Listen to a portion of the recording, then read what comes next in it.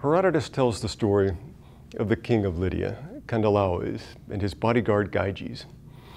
According to the story, the king, who was obsessed with his wife, insisted that Gyges confirm her great beauty. He contrives for Gyges to see her naked by hiding behind a curtain in their bedroom. Everything goes according to plan, except that the queen sees Gyges and the next day confronts him with a choice either of killing her husband, who had contrived the whole thing, or being killed himself. Reluctantly, Gyges kills his master in his sleep in order to save himself. He thus takes over the kingship.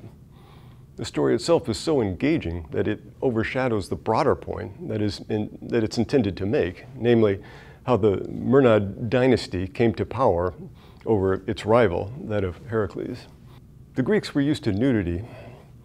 Athletes trained and competed naked. Many paintings on ancient vases depict nude figures, and erotic scenes are by no means uncommon. In telling his story, Herodotus feels the need to explain this important cultural difference with respect to Persian sensibilities.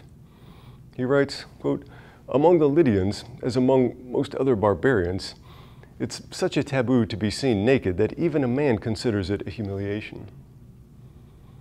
He points this out to explain why Gyges' action was such an offense to the queen, as if his Greek audience might not understand this fully.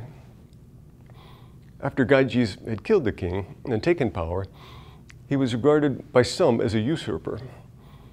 It was agreed to ask the oracle at Delphi if he should be regarded as the rightful monarch. This was done, and the oracle confirmed his power, and Gyges could thus continue as king and establish his new dynasty. This episode demonstrates the close ties between Lydia, Persia, and Greece. It's obvious that if there was a major issue that needed resolving in Athens, Sparta, or Corinth, an embassy would be sent to ask the oracle at Delphi for advice. This was common practice and an important part of Greek religion. But what's striking in this story is that the Lydians are portrayed as also sending a messenger to Delphi to consult it about their problems. Although the Lydians have a different religion and religious practices, here they're nonetheless portrayed as recognizing the authority of the oracle and its god Apollo. The story of Gyges also appears in Plato's Republic, where it's given a slight twist. There, Glaucon recounts that an ancestor of Gyges, the Lydian, was a shepherd who found a magic ring, which made him invisible.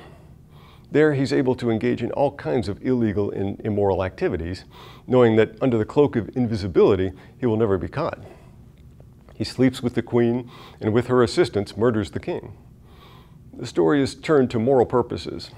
The question is whether one would continue to respect ethical laws and principles if there were no threat of punishment in defying them. Glaucon's argument is that people are not motivated by the desire to act morally, but rather by fear of punishment, which, if removed, would result in nothing but immoral and unlawful behavior. The point is that justice is simply something that is socially constructed. In the dialogue, Socrates refutes this position. Cicero refers to Plato's version of the story also in his work On Duties.